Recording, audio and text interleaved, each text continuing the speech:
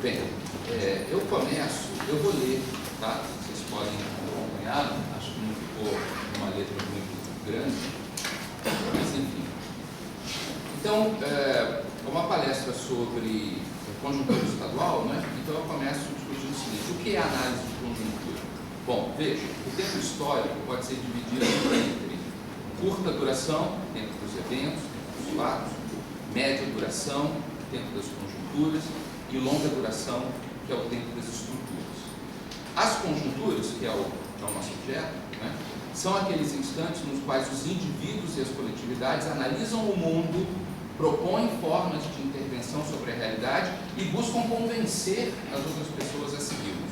Então, os projetos são formas reflexivas de pensamento e de ação coletiva, né? Eles se desdobram no tempo das conjunturas, recebendo apoios, enfrentando resistências, sendo derrotados por outros projetos ou se aliando a outros projetos. Um projeto tem, portanto, um certo grau de continuidade, ele tem uma certa constância, ele não é igual aos eventos. A gente não pode confundir análise de conjuntura com análise dos eventos. Está acontecendo isso, fulano fez isso, fulano espirrou, fulano fez aquilo. Isso não é análise de conjuntura, né? Os projetos. Agora a questão das estruturas. As estruturas, por sua vez, oferecem aos atores os limites de liberdade que eles podem ter para agir. As pessoas não são vítimas das estruturas, porém, não é razoável propor caminhos que não tenham a possibilidade de sucesso diante das condições estruturais. Então, em função disso, a relação entre estruturas e conjunturas, eu vou discutir um pouco estrutura, chegar no ponto no qual nós estamos, exatamente para discutir a relação entre estrutura e conjuntura, ok? No caso do Espírito Santo, então, em termos estruturais, temos um Estado que, ao longo do século XX, transitou de um modelo agrário exportador, no qual a maior parte da população vivia no campo, submetida a formas não capitalistas de relações de trabalho, principalmente a meia, e que era esse sistema acompanhado de um sistema político oligárquico comandado por proprietários rurais. Saiu-se deste modelo para o que eu chamo de um modelo industrial exportador. Esta transição começou em 1942, com a criação da Companhia Vale do Rio Doce, que foi o principal ator deste processo. Devido à necessidade que a Vale tinha de atuar em um mercado internacional competitivo, com recursos escassos, com infraestrutura inicialmente deficitária e precisando desenvolver a necessária expertise para realizar tudo isso, o tempo dessa transição foi determinado pela capacidade da empresa em resolver todos estes problemas. Então, de 1942 a 1969, a Vale geriu uma estrada de ferro e os componentes de um complexo portuário dentro do estado do Espírito Santo. De 69 em diante, ela passou a contar com usinas de peletização, né? A empresa também produziu estudos e viabilizou contatos que deram origem, posteriormente, à Aracuí-Celulose, e da mesma forma, a Vale deu o pontapé inicial para a criação da Companhia Siderúrgica de Tubarão. Depois ela saiu, mas foi ela que iniciou. Por fim, a Samarco Mineração foi criada inicialmente por um grupo norte-americano, tendo o modelo da Vale como exemplo. Mais tarde, a Vale se tornaria uma das donas da empresa, como é até hoje, né? Então, entre 42 e 62, quando se iniciou o programa de erradicação de cafezais, a Estrada de Ferro Vitória-Minas contribuiu para a expansão da fronteira agrícola no noroeste do Espírito Santo e no leste de Minas Gerais, reforçando desta maneira o domínio dos proprietários de terras e do coronelismo. O capitalismo avança e o coronelismo e o tradicionalismo avançam. Eles se combinam, eles se amam. É um tipo de modernização conservadora. O que isso quer dizer? Que a transição para o capitalismo no Espírito Santo foi acompanhada por um reforço do coronelismo no campo. O programa de erradicação dos cafezais não alterou a posse da terra e, posteriormente, nos anos 70, a cultura do café voltou a ser estimulada, e desta vez com um papel muito significativo do poder de Estado em termos de apoio técnico, de financiamento e de fornecimento de meios para o escoamento da produção. Em comparação com outras partes do Brasil, a propriedade da terra no Espírito Santo sempre foi menor em termos de extensão, porém, isso não impediu o surgimento do coronelismo. Na década de 60, houve um processo de expulsão populacional do campo, de manutenção da propriedade agrária e, posteriormente, retomada da monocultura do café, desta vez por meio, então, da inserção em formas já plenamente capitalistas de financiamento e de relações de trabalho, por meio da contratação temporária de assalariados, fossem eles vindos de fora do Estado, como boias frias, ou como trabalho suplementar de pequenos sitiantes. A entrada do capitalismo no campo, então, levou a um processo de urbanização das sedes dos municípios do interior. Tudo isso foi acompanhado de uma rotação de elites. Aos poucos, os antigos coronéis foram sendo substituídos por lideranças com perfil mais urbano. Todavia, o sistema político continuou sendo oligárquico. Você tem mudança com continuidade. Bom, oligarquia é o regime político no qual elites dirigentes possuem o monopólio da representação política. Poliarquia é aquele no qual a sociedade é dividida em correntes de opinião e estas se veem representadas por meio de instituições como partidos políticos, sindicatos, associações. As instituições são atores coletivos que sustentam projetos políticos e se relacionam com as suas bases sociais nas eleições e em formas variadas de mobilização na defesa das suas bandeiras. Em geral, espera-se que a transição para o capitalismo seja associada com a passagem de regimes oligárquicos para poliárquicos. Não foi isso que se deu no Espírito Santo. Enquanto a Vale estava se preparando para o salto qualitativo que ela começou a dar nos anos 60, o tradicionalismo se fortaleceu no Estado. Ele foi depois destruído por meio de uma passagem para o capitalismo no campo, que resultou apenas em rotação de elites, mas não em mudança qualitativa das formas de representação.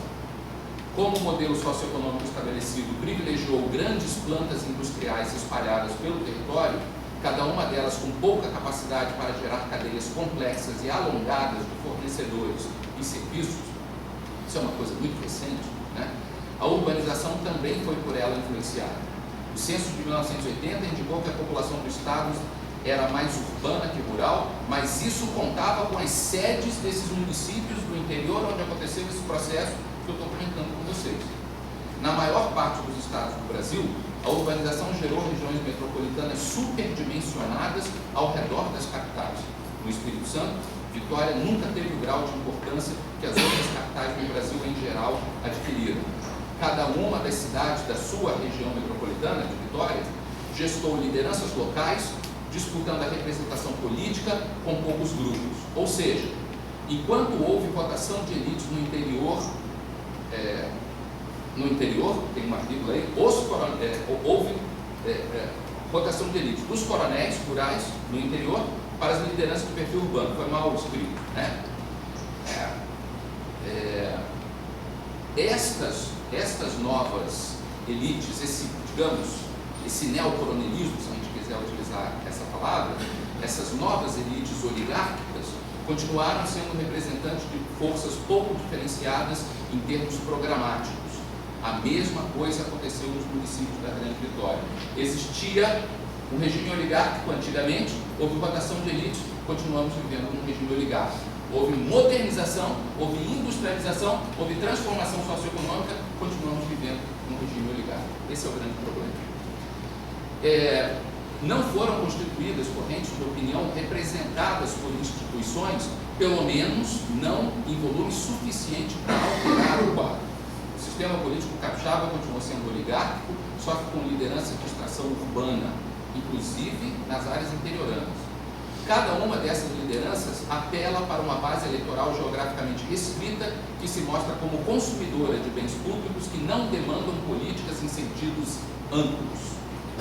Em 1983, com a entrada de funcionamento da CSP, após a transição demográfica para as cidades e já contando com as unidades de colonização da Vale, os portos de águas profundas, a Aracruz Celulose e a Samarco em pleno funcionamento, o modelo industrial exportador estava completo. Também estava completa a votação das elites rurais para as urbanas e, neste sentido, para a elite política capixaba, a conquista do poder do Estado sempre teve a ver com a habilidade necessária para aglutinar lideranças em número e peso eleitoral suficiente para vencer eleições e, posteriormente, governar por meio da distribuição de cargos. Trata-se de um processo que eu chamo de mediação oligárquica. Ou seja, é necessário que alguém seja capaz de fechar alianças com lideranças locais, vencer a eleição e governar atendendo aos interesses dos seus apoiadores por meio da redistribuição de recursos concentrados para as bases eleitorais circunscritas. Na época do velho coronelismo, quem fazia isso melhor era o PSD, periodicamente vencido pela rebelião de coronéis que apoiavam o nome de Francisco Lacerda de Aguiar. Na época da ditadura, as elites em processo de mudança se concentraram na arena e se acomodaram por meio das sublegendas e do conflito de lideranças entre Elcio Álvares e Eurico Rezende.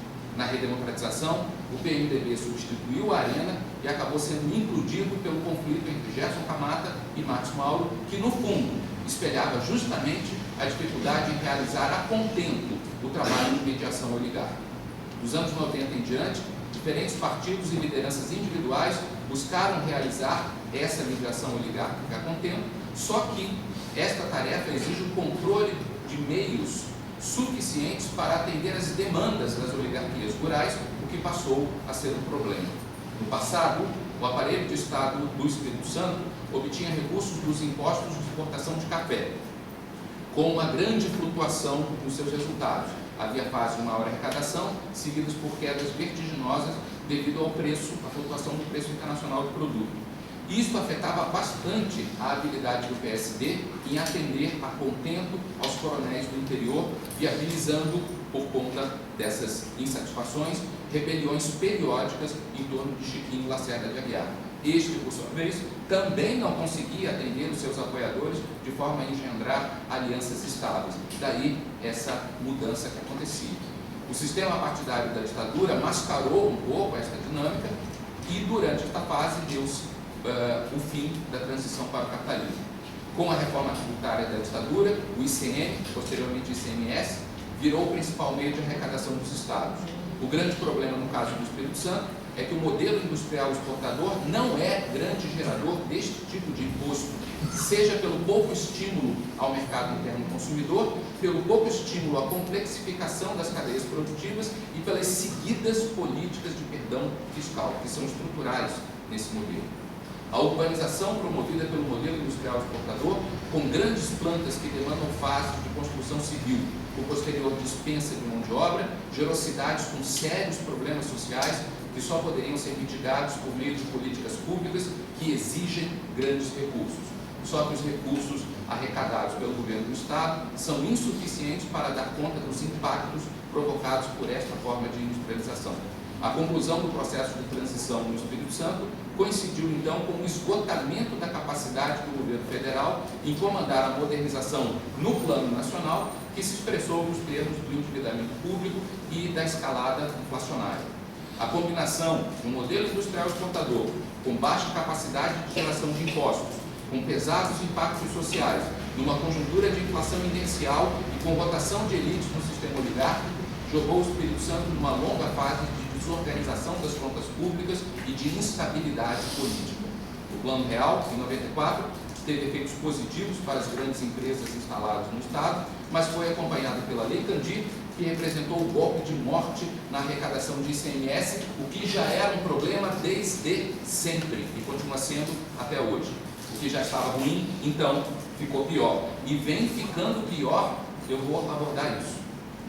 Foi nesta conjuntura que mecanismos informais de agregação das oligarquias locais, começaram a adquirir um grau significativo de poder e a ameaçar a posição das grandes empresas, que reagiram a tentativas de chantagem e, pela primeira vez, passaram a atuar politicamente na arena política do Estado por meio da ONG Espírito Santo em Ação. Foi neste mesmo momento que emergiu uma liderança com competência e capacidade para agir de acordo com as condições estruturais que foram apresentadas aqui. Em linguagem maquiaveliana, fortuna e virtude. Um modelo industrial exportador com um sistema político oligárquico. Quem foi essa pessoa? O senhor Paulo Arthur. O modelo industrial exportador é caracterizado pela existência de grandes plantas produtivas que realizam um processo básico de agregação de valor a produtos primários. É o caso da peletização de finos de minério de ferro pela Vale e pela Samarco, É o caso da geração de celulose branqueada a partir do eucalipto pela antiga Cruz, hoje Fibra. É o caso das placas de aço, posteriormente dos laminados mais finos da antiga CST, hoje a ArcelorMittal Tubarão. E essa matéria-prima entra no território do Espírito Santo, ou é aqui obtida, sofre um processo de transformação e é vendida para fora do Estado. As empresas em questão são grandes unidades com baixa capacidade de integração no resto da economia local. Estas empresas demandam meios de transportes como ferrovias, minerodutos, rodovias e portos. O sistema portuário, constituído por sua vez, criou condições para o estímulo à importação de produtos e para a sua utilização por outros e a sua utilização por outros produtos de baixa agregação de valor, como o café, as rochas ornamentais e as frutas. O modelo industrial exportador se amplia e incorpora outros setores. É isso que eu estou dizendo.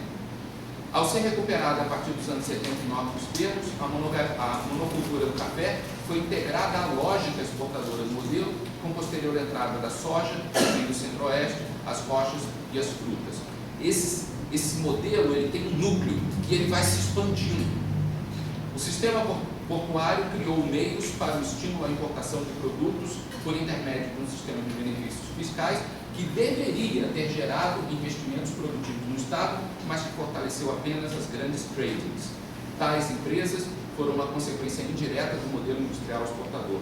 Elas também mostraram ser pouco integradas com a economia local e aumentaram a demanda, já constantemente crescente das exportadoras por meios de transporte. Transporte, logística, transporte. Só se fala nisso, porque isso é uma característica estrutural desse modelo. Não tem como fugir disso. Por sua vez, a escassez de recursos do governo do Estado levou a um entendimento precário desta demanda, assim como de todas as outras.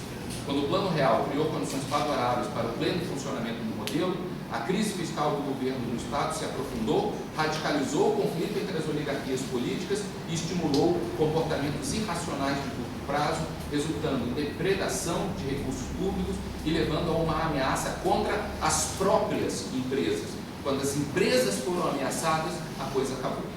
A intervenção branca do governo federal, que se deu em 2002, ocorreu junto com a formação da ONU Espírito Santo em Ação e a eleição de Paulo Arthur. As grandes empresas passaram a atuar junto à grande imprensa, estimulando um diagnóstico que ocupou o centro da arena política capixaba. Por seu intermédio, concluiu-se que o grande problema do Estado são os gargalos logísticos, ou seja, a intervenção do poder público no sentido de que os meios de transporte funcionem a contento para a reprodução ampliada do modelo industrial exportador. Segurança pública? Não. Saúde? Não. Educação? Não. Qual é o problema? Gargalo logístico, gargalo logístico, gargalo logístico, gargalo logístico, gargalo logístico. Não se fala outra coisa. Isso é um diagnóstico que ocupou o centro da discussão e não é por acaso. Um planejamento estratégico foi elaborado, incluindo forte estímulo às empresas, por meio de renúncia fiscal e controle das contas públicas. Esse é o projeto, né? Os dois mandatos iniciais de Artung coincidiram com os de Lula e com a bolha de crescimento internacional que deram um novo alento ao modelo industrial exportador, ao qual se agregou a produção de petróleo e gás, outros dois produtos gerados no Espírito Santo e que também demandam estruturas de transportes, como portos especializados, dutos submarinos, estações de tratamento conectados com dutos terrestres. É a mesma coisa crescendo e virando um monstro e agregando outras coisas, sem mudança qualitativa. No auge das fantasias geradas pela fase das vacas gordas, a Petrobras prometeu um polo gás químico em Linhares que iria se adequar perfeitamente ao modelo, usando gás para ajudar a produzir insumos de fertilizantes que, por sua vez, seriam vendidos para fora do Estado. Ainda bem que não aconteceu, porque ia reforçar mais ainda. E o seu Paulo Arthur foi lá, se reuniu com o presidente da Petrobras para pedir que eles voltem a fazer isso. Não vão voltar a fazer porque a Petrobras está fodida, mas entendam, né, como é que a coisa funciona. Foi lá pedir para isso acontecer. Acabou de acontecer essa reunião. Na mesma linha das fantasias, houve vários projetos de portos voltados para a exportação, como o caso da Ferros, que diz emular o exemplo da Samar. A única mudança realmente significativa durante todo este processo, nos últimos tempos, foi a inserção do norte do estado na área da Sudene. Este elemento juntamente com os programas Investe ES e Compete ES, resultou numa nova fase de industrialização, desta vez com empresas de porte médio ou até grande. Algumas delas trazem a promessa de estimular o adensamento de cadeias produtivas, como é o caso da montadora de veículos Volare e da Agrária.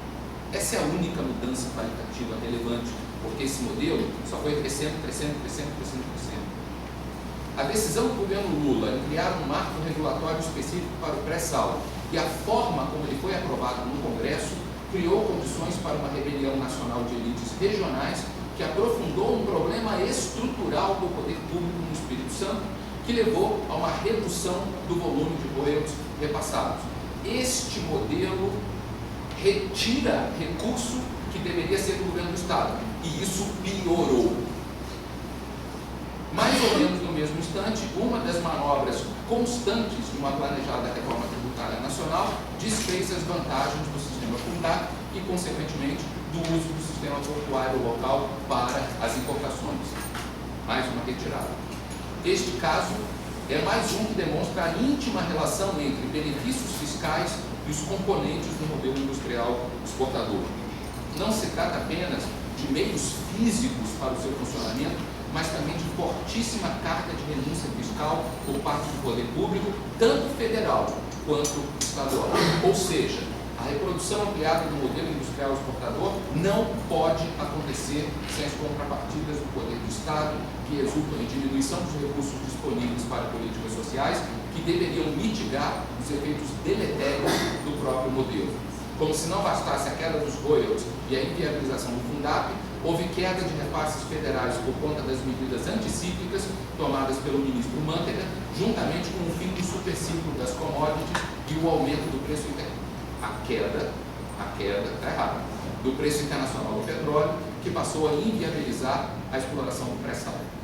Por fim, tudo isso piora cada vez mais a situação da capacidade do governo do Estado do Espírito Santo em investir em políticas. Por fim, os escândalos de corrupção que viabilizaram a queda do PT também comprometeram a saúde financeira da Petrobras e seus investimentos no Espírito Santo. Ou seja, mais ou menos no mesmo momento histórico, deu-se a combinação de uma série de fatores que aprofundaram uma das graves deficiências estruturais no funcionamento do modelo como um todo e, em particular, na arrecadação do governo do Estado. Na fase das vacas gordas dos 2 primeiros mandatos de Artung, ele conseguiu tirar as contas públicas do estado caótico em que se encontrava e iniciou investimentos. A recuperação das contas deu-lhe meios suficientes para, pela primeira vez na história, realizar o trabalho de mediação oligárquica de forma ótima. Foi por esta razão que ele emergiu como um indivíduo que conseguiu unificar as elites locais e isolar os adversários, eliminando qualquer possibilidade de oposição efetiva e questionamento do projeto que estava em curso. Por que esse projeto não tem inimigos? É por essa razão. Já no mandato de Casagrande, somaram-se todos os elementos citados acima que demonstraram a limitação estrutural que envolve o poder público capixaba. Com a diminuição de recursos, ele perdeu a habilidade de fazer a mediação oligárquica em condições ótimas, passou para condições subótimas. Abriu espaço para a oposição, comprometeu as contas e viu a economia local entrar em crise. Tudo isso foi aproveitado por Artung para retornar ao poder. Portanto, o argumento desenvolvido até aqui foi o seguinte: as condições estruturais vigentes no Espírito Santo são de um sistema socioeconômico baseado no modelo industrial exportador. Este modelo é acompanhado por um regime político oligárquico. É da natureza do modelo industrial exportador ser demandante de altíssimos níveis de incentivos fiscais, de proteção aos prejuízos que ele traz ao meio ambiente e de intervenção estatal na área de transporte. Desta forma, o modelo gera altos custos sociais e baixos níveis de arrecadação. Isso é estrutural. Assim, o governo do Estado só arrecada recursos suficientes para realizar investimentos quando a conjuntura se mostra favorável ao desenvolvimento econômico geral. O período que foi de 2005 a 2010 correspondeu a este momento. Como o mau desempenho do poder público na fase anterior a Artung foi gritante, o desempenho dele, nos seus 2 primeiros mandatos, obteve alto nível de aprovação popular. Antes era uma merda, ele encontrou esse momento favorável, virou um santo. Da mesma forma, os recursos obtidos deram à Artung condições para realizar a tarefa de mediação oligárquica, como já disse, em condições ótimas. De forma coerente com as necessidades do modelo, a Artung implantou uma agenda neoliberal e, graças à forma como dominou o cenário político, não emergiram alternativas críticas em condições de disputar o espaço que tem o neoliberalismo na arena pública. O que é a arena pública? A arena pública é um espaço discursivo no qual os projetos ganham corpo.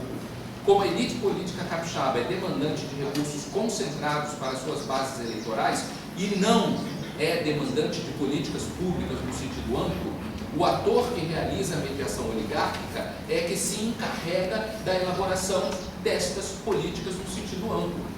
No caso do Espírito Santo contemporâneo, quem dialoga com a imprensa e com o poder de Estado para elaborar este projeto e ocupar o espaço é a ONG Espírito Santo em Ação. Espírito Santo em Ação, Paulo Artung, casamento perfeito.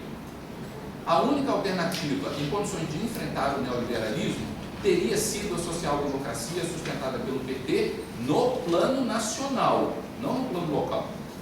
Este projeto teria que ter sido defendido no Espírito Santo pelo PT local e pelos seus aliados no espectro de centro-esquerda, como é o caso do PSB e do PDT, sem falar no movimento sindical de orientação petista.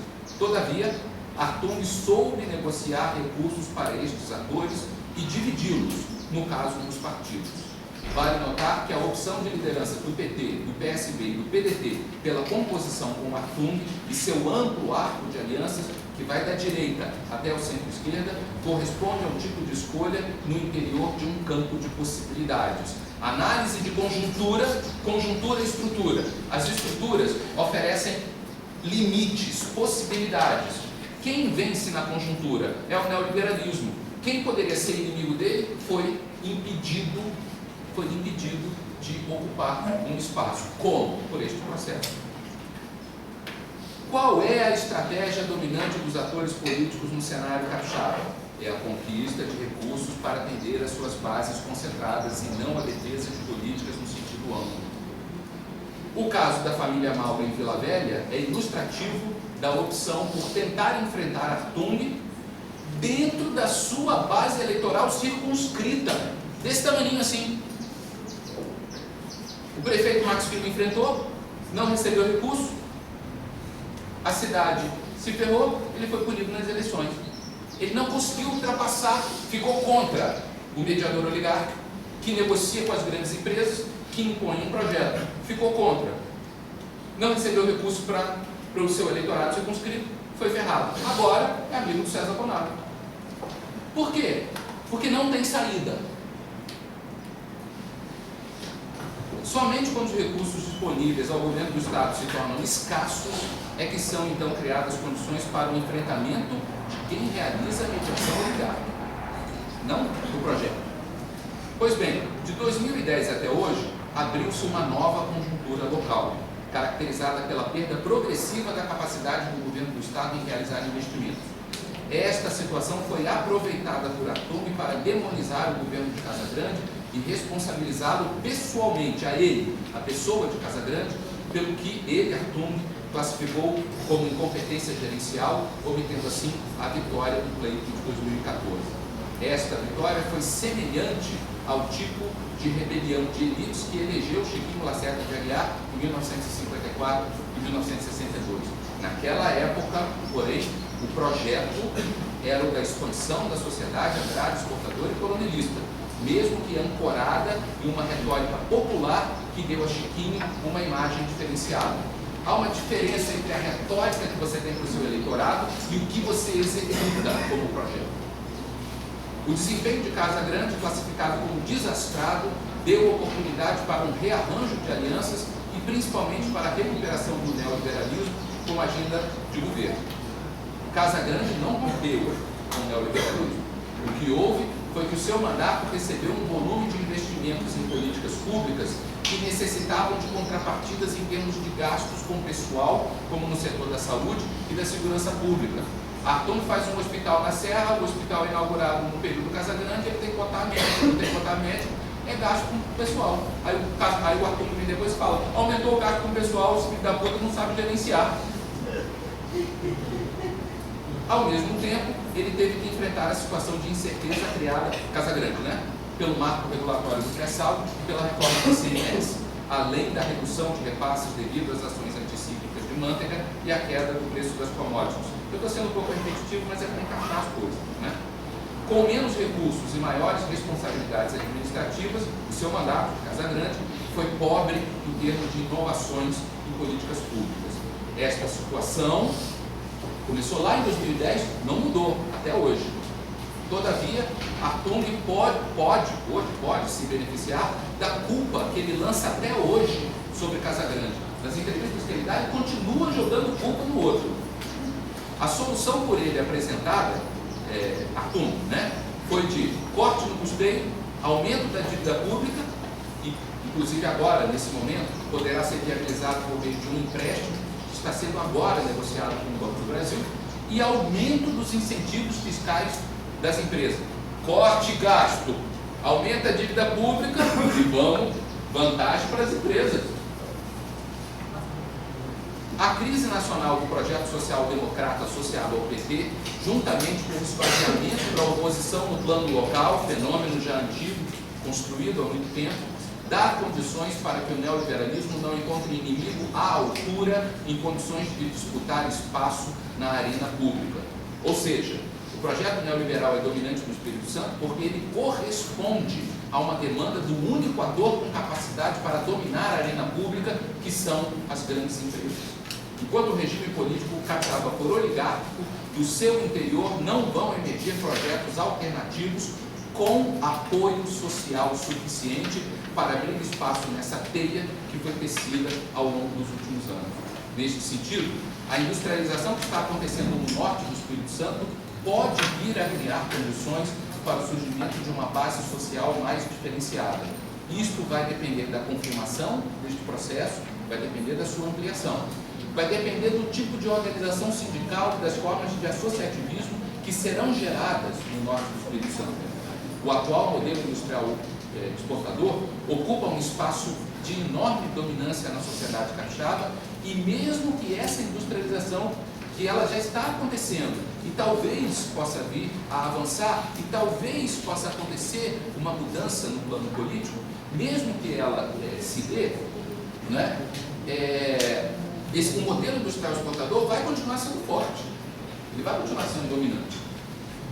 O que pode acontecer, mas não é inevitável, é uma maior diferenciação social e política e dela emergir condições para algum avanço no sentido de um regime poliário. Neste momento, porém, eu não vejo no Espírito Santo atores apostando nesta transformação. Na conjuntura atual, por influência do quadro nacional, o que se fortaleceu no Espírito Santo foi a combinação de uma pauta conservadora, alimentada pela direita evangélica, com o neoliberalismo como modelo administrativo.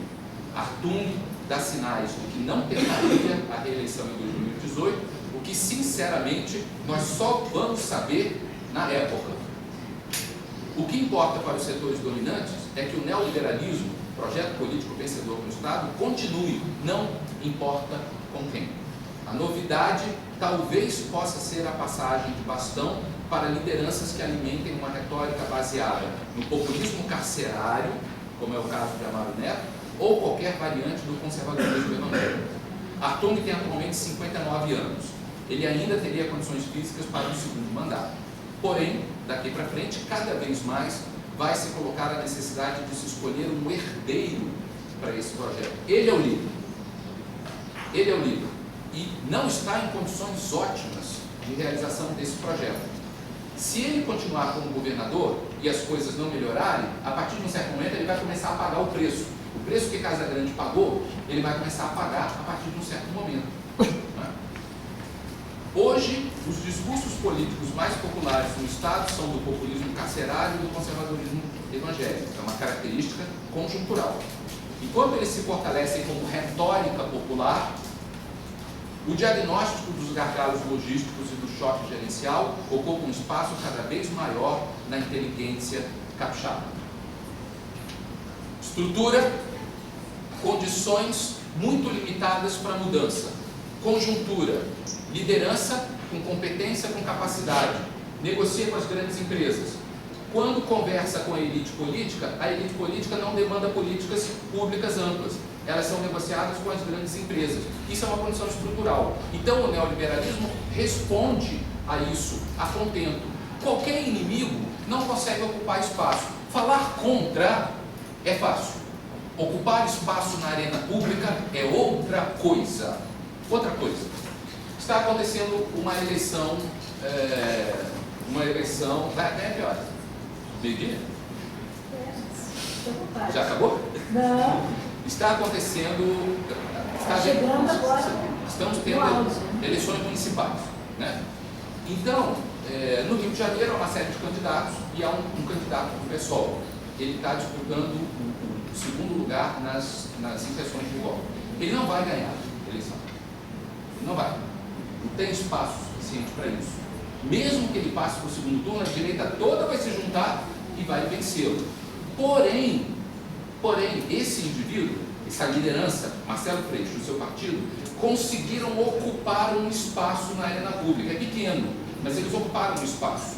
Então, para eles é fundamental debater, discutir, colocar as suas demandas e as suas ideias. Talvez, quem sabe, no futuro, né?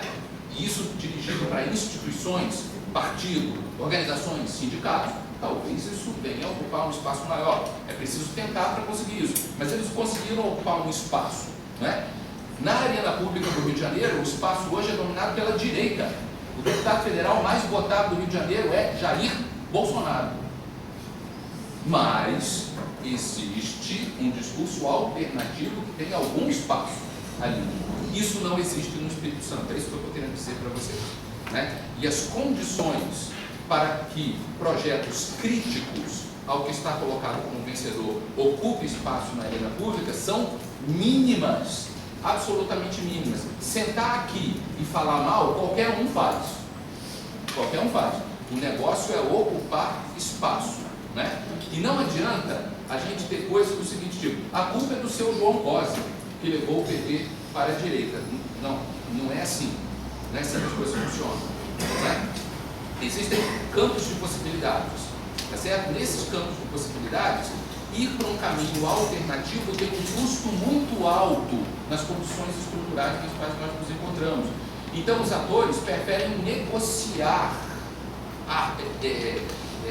preferem negociar posições dentro desse arranjo dominante. É assim que as coisas funcionam, não é? E como eu disse para vocês, a única possibilidade que eu vejo, do jeito que as coisas estão hoje, de alguma tentativa de mudança com constituição de bases sociais, é essa mudança muito importante que está acontecendo no norte do Espírito Santo e para a qual nós temos que, eu acho, que prestar muita atenção. Acredito que vocês estejam atentos a isso. A Neide fez assim para mim agora, né? Então, se eu posso dar algum conselho, se é que esse conselho parece que é alguma coisa, vocês estavam me pagando, né? Eu acho que esse é alguma coisa que a gente tem que prestar atenção, porque o gigantismo dessas estruturas é tão significativo que a gente fica olhando para elas, por razões óbvias, porque elas comandam, né?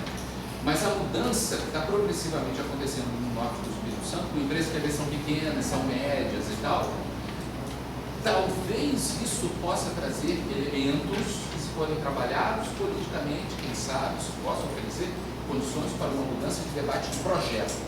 Mas isso é uma possibilidade muito pequena hoje, não é? Fora disso, eu enxergo muito pouco em termos da gente conseguir sair dessa malha. O conflito político pode aumentar. Na época do coronelismo, você tinha muito conflito político entre Lindenberg e Jones dos Santos Neves, que eram chefes do PSD, e as rebeliões de coronéis que se juntavam em torno do Chiquinho e eles brigavam. Conflito político, candidaturas, falar mal, tudo bem. A questão é, muda o projeto?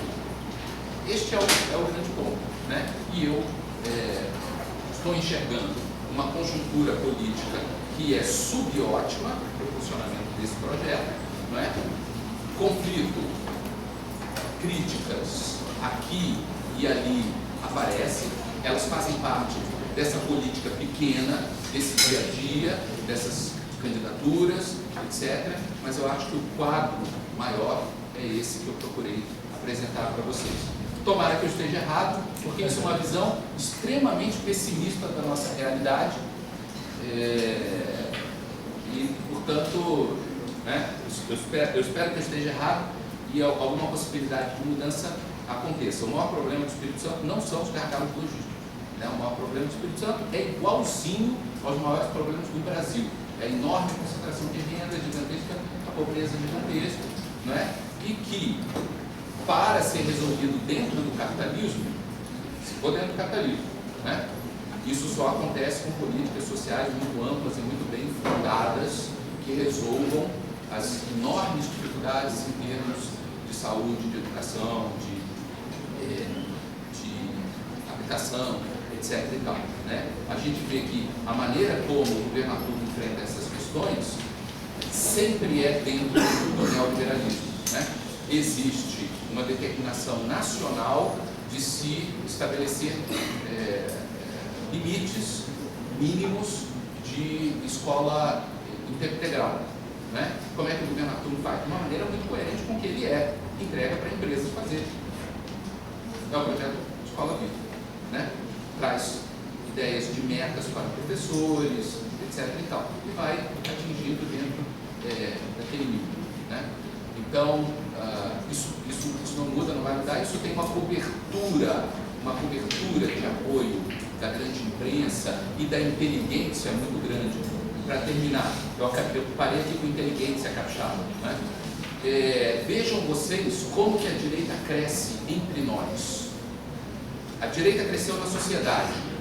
Populismo carcerário e conservadorismo evangélico são a expressão disso. E a direita cresce entre nós, entre os intelectuais. Vocês estão aqui num centro no qual, em particular, isto é relevante, né? A direita cresceu na universidade inteira. No nosso também, no nosso centro também. Mas aqui entre vocês está uma coisa assim assustadora, né?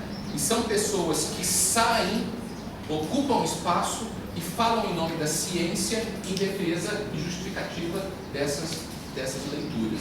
E quem é contrário a isso, calado, né? Então, eu vejo a discussão que vocês estão propondo como uma necessidade, uma importância, uma relevância muito grande, né?